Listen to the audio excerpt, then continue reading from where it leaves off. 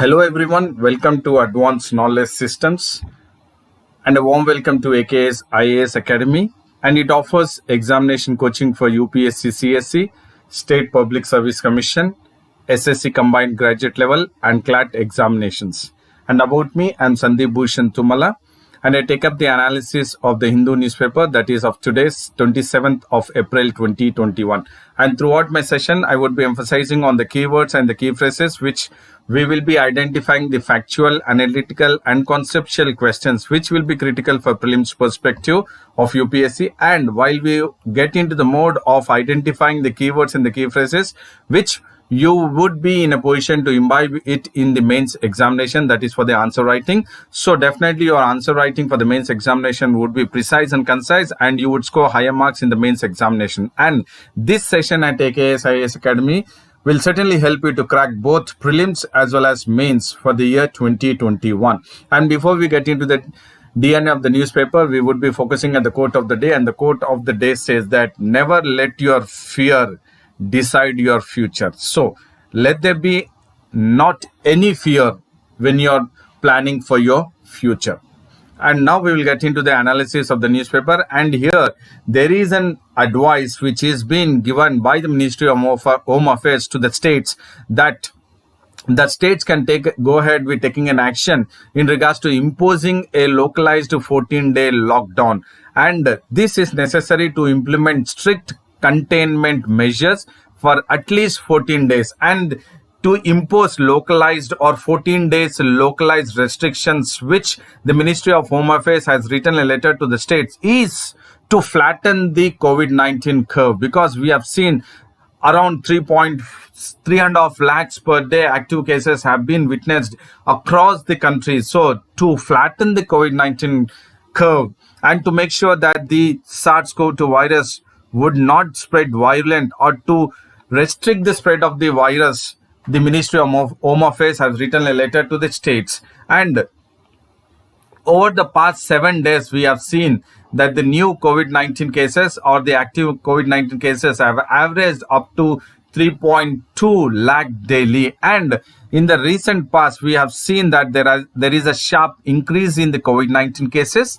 And it has been also observed that not only the increase in the active cases, or else the daily active cases have increased, along with the daily active cases, there is high in the positivity rate of the COVID cases. So these are the reasons why the Ministry of Home Affairs has asked the states to implement the localized 14-day restrictions, so that it would get into the mode of implementing strict containment measures to flatten the COVID-19 curve. And the letter which is been written by the Union Health Ministry has said that it is advising the states to implement intensive, local and focused containment framework. So the Union Health Ministry is very much particular in regards to advising the states to flatten the COVID-19 curve by implementing an intensive,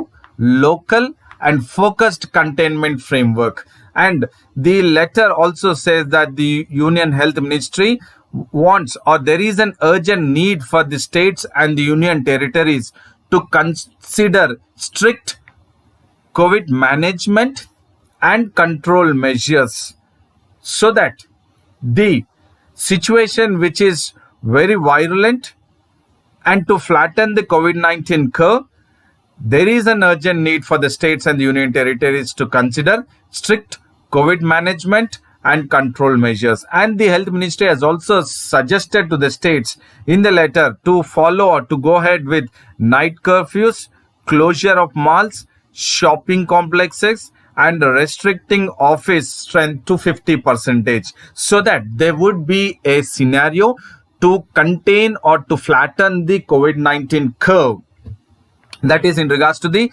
daily active cases. And in the letter, it is also mentioned that the spread of the infection has to be controlled through restricting the intermingling amongst people. So what is crucial, which has been in regards to containing the spread of virus or the spread of the infection, is through restricting the intermingling amongst people. So there is a necessity that people should not move out until unless it is really necessary and important, so that we can avoid intermingling of people, and we can also make sure that the spread of infection is restricted. So this is the advice given by the Ministry of Home Affairs to the states to impose a 14-day localized lockdown so that it can flatten the COVID-19 curve. And there is another news in regards to the Delhi cases, which are hitting day by day almost 3.5 lakhs active cases. And the scientists from IIT Kanpur and Hyderabad have gone ahead with a mathematical model. And this mathematical model is into checking for the active cases in regards to the ongoing second COVID-19 wave across India. And this scientists from the IIT Kanpur and Hyderabad, through a mathematical model, have expected that in India, the second COVID-19 wave could peak at 38 to 48 lakhs between May 14 and May 18. So definitely there is a exponential form of surge in these second COVID-19 wave cases. And this is as per the scientists from the IIT Kanpur and Hyderabad, that there could be a peak of 38 to 48 lakhs between May 14 and May 18. And in regards to the daily new infections, they say that it would hit close to 4.5 lakh from May 4th to May 8th. So this is the projection by the mathematical model from the scientists of IIT Kanpur and Hyderabad. And when they have gone ahead with this mathematical model, which is a keyword,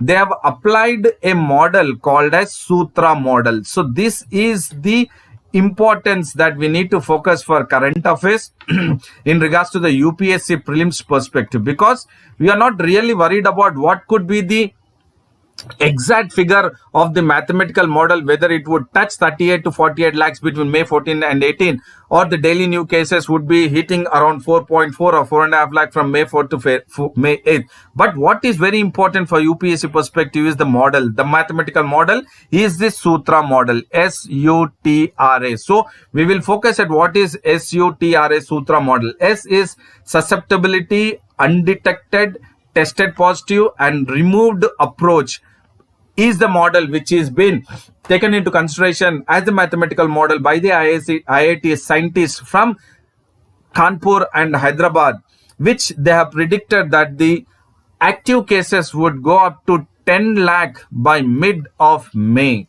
2021. So the keyword what we need to focus is the acronym of Sutra, that is susceptibility, undetected, tested positive, and removed approach is the model, which is a mathematical model which is taken into consideration by the scientists from IIT Kanpur and Hyderabad in regards to the peak of the ongoing second COVID-19 wave, which could hit by mid-May by around daily cases of active cases of 10 lakh. And now we will focus at the another news, what that the way the COVID-19 curve is at a surge, and there is a necessity to flatten the COVID-19 curve. And in turn, India is doing a lot, that is the health ministry and also the central and the state health ministries, along with them the doctors, frontline workers, nurses, all of them are striving very hard to flatten the COVID-19 curve. And in turn, we are also getting the supplies, that is to handle the second wave in India in regards to the shortage of oxygen and drug supplies. And now India is likely to receive these raw materials for the drugs, that is Covishield from USA, and also in regards to the various other resources from Russia. So altogether from 15 nations, India is likely to receive the oxygen and drug supplies so that we can effectively contain the second wave in India by at least by mid-May or the 2nd or 3rd May of 2021. And the 15 countries amongst them are from Australia, China, Germany, Russia, UAE, UK, and the United States, which wherein we would receive oxygen and drug supplies. And this the importance of receiving the supplies from these 15 nations is to tide over or to get over the current crisis in regards to the oxygen and the pharmaceuticals which are at the shortage levels in India to treat the COVID-19 patients. And in regards to this, the Indian Air Force C-17 aircraft has transported 6 cryogenic oxygen containers from Dubai, and the Indian Air Force C-17 aircraft is expected to airlift 6 more cryogenic oxygen containers for the Adani Group. And this is the one which we are definitely we would be able to overcome the second wave in India by the support of supply of oxygen and drugs or the pharmaceuticals from 15 nations. And now what is very crucial here for the civil servant aspirants is that this keyword is crucial: aid. So in regards to the aid, how India is accepting the supplies of the raw materials, oxygen, pharmaceuticals, drugs from 15 nations. Is it in the form of commercial supplies or is it in the form of aid? Please do understand there are two keywords here: aid and in the form of commercial supplies. So if we can focus this, so we would be focusing this from prelims as well as mains, conceptual understanding about how we are getting the supplies, or we would be receiving supplies from 15 nations.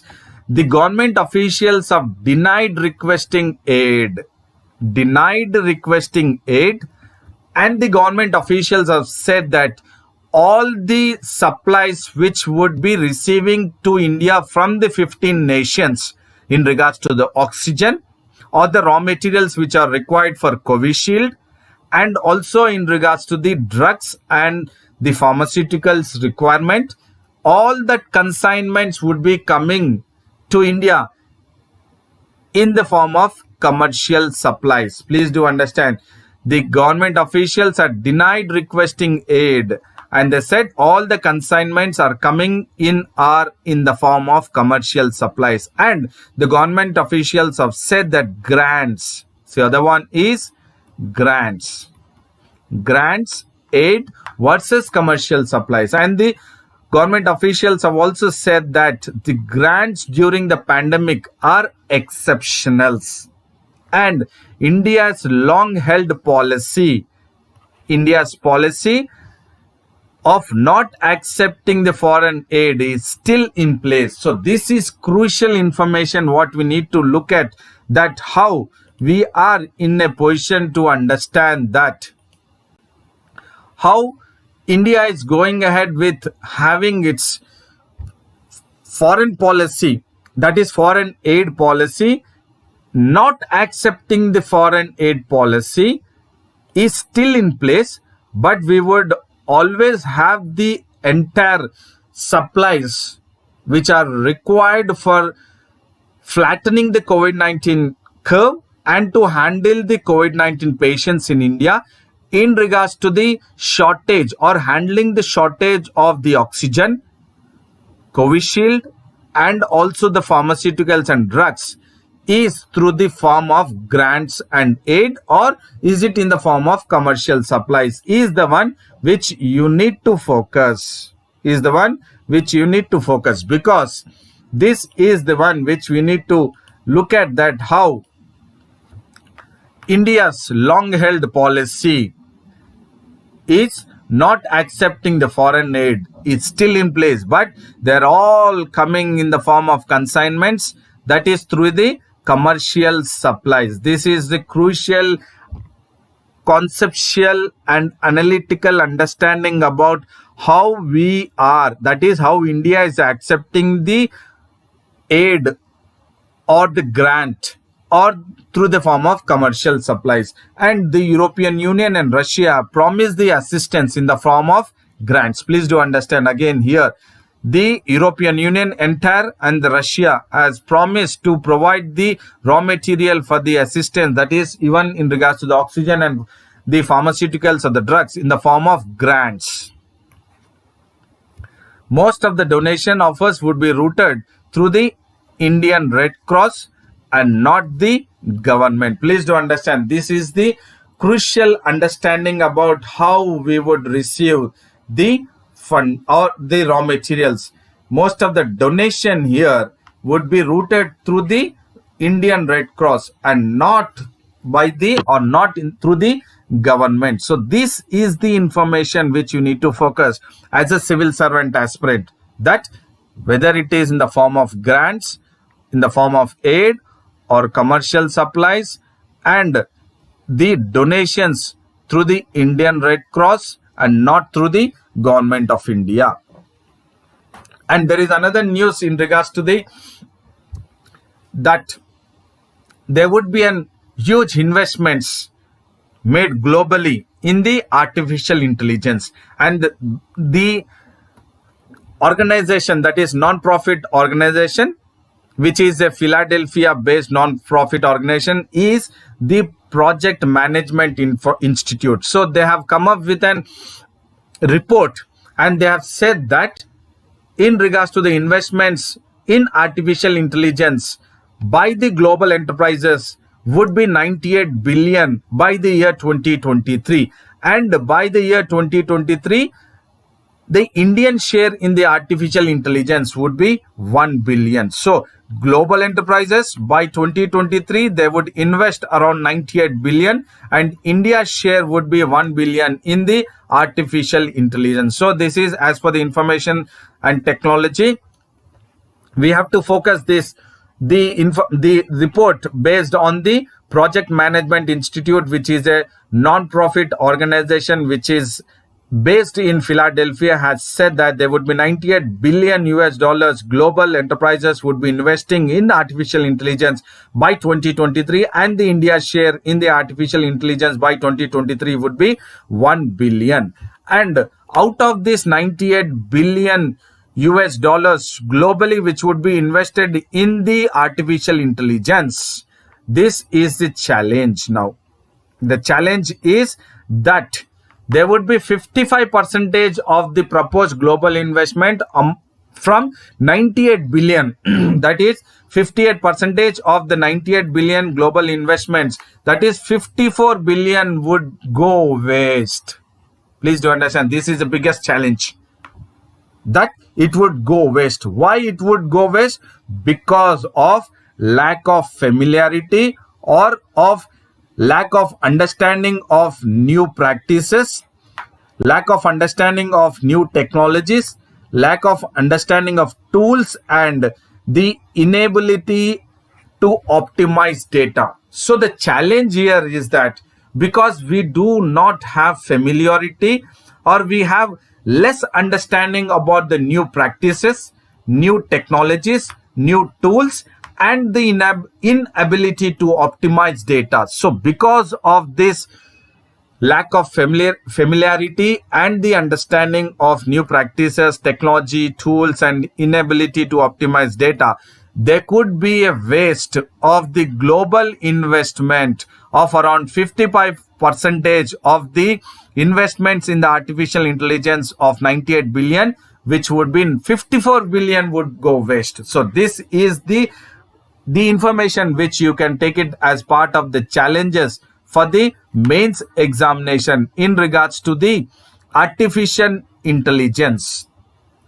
And if you look at the wastage in India would be 484 millions. That is global investments wastage in India would be out of 98 billion, it would be 484 millions. And India has decided to invest, or India's share in the artificial intelligence by 2023 is 1 billion US dollars. So India's individual share in the losses out of the 1 billion US dollars would be 81 million US dollars. So in India, globally, the wastage would be as per the global investors, it is 484 million. But India's share in India's individual, the losses would be 81 million. And what are the global reasons apart from there could be a wastage of 54 billion US dollars globally, as we have looked at lack of familiarity or understanding about the practices, technologies and tools, and the inability to optimize data. The other one is the poor management practices. So we have looked at first, second, third and fourth are the challenges, and the fifth one is the poor management practices are the one which will lead to global losses of 11 billion US dollars.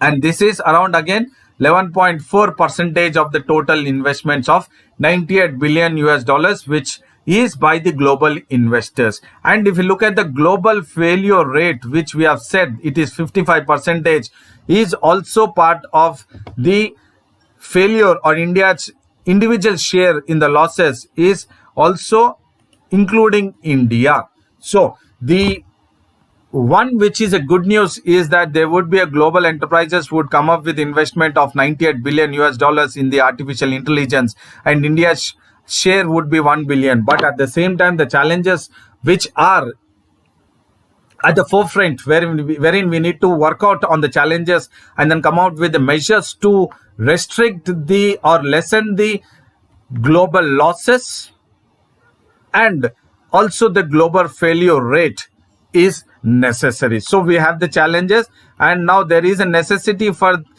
coming up with the various measures or the suggestions that we need to restrict or lessen the one which would go waste in regards to the global investments and the global losses and the global failure rate. So these are the keywords which you need to focus. And there is another news which is in regards to the RBI has now capped the age for the MD, CEO and director positions in the private sector banks, and they have fixed the tenure of the MD, CEO and the whole-time director, WTDD, and this will be restricted to, or the tenure is restricted to 15 years, and the maximum age is 70 years for the positions or for the tenure for the positions of MD, CEO and whole-time directors. Please do understand here, the 70 years maximum age is for the MDs, CEOs and whole-time directors. But when it comes to the chairman and non-executive directors of the private sector banks, the maximum age is 75 years. Please do not get confused, because this could be a probable question for the current affairs in regards to the prelims of the economy from the economy perspective, and this in regards to the RBI capping the age for the MD, CEO and director position. So it is for the MD, CEO and the whole-time directors, it is 70 years. But when it comes to the chairman and non-executive directors, the maximum age is 75 years. And this is the decision taken by the RBI to cap the age. And now these directives or the decisions which have been taken are part of the instructions issued by the RBI with regard to the chair and meeting of the board, and also in regards to the composition of certain committees of the board. It is the directions are in regards to the age, tenure, remuneration of the directors and appointment of the whole-time director. So RBI has taken into consideration of the chairpersons, about the chairperson, meeting of the board, composition, age, tenure, remuneration and the appointment of WTDs. And the RBI has added not only in regards to the age or the tenure or the remuneration, appointment and then chair, meetings and then composition, but it has also looked at the other point, that is the keyword is cooling period.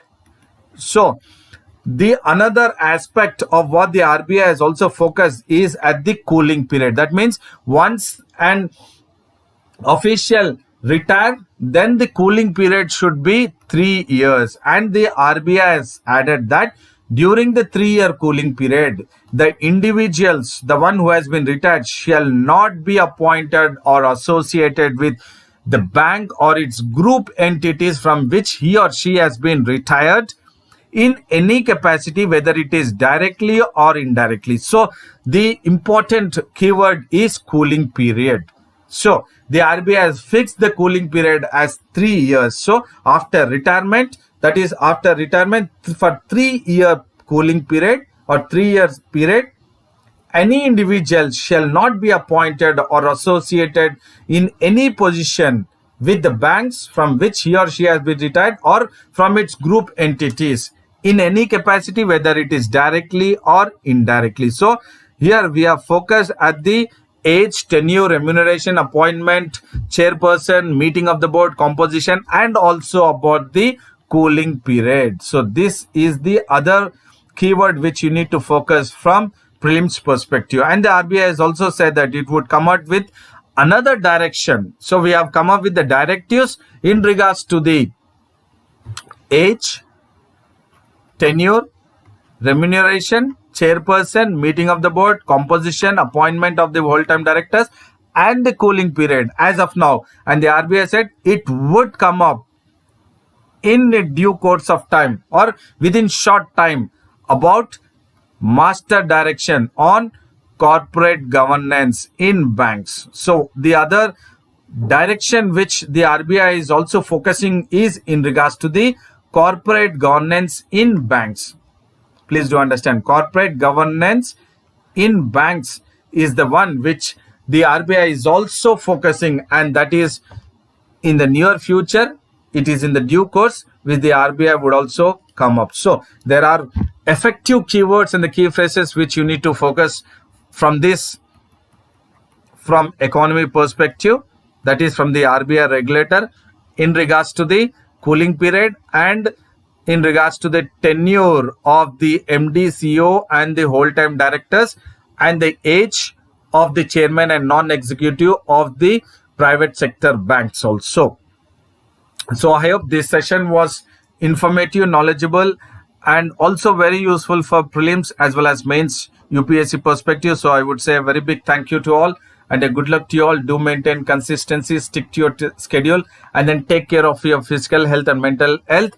And do not forget to like the video, share the video, and subscribe the AKS IAS Academy English Medium YouTube channel. And also do have access to the website and Telegram link of AKS IAS Academy.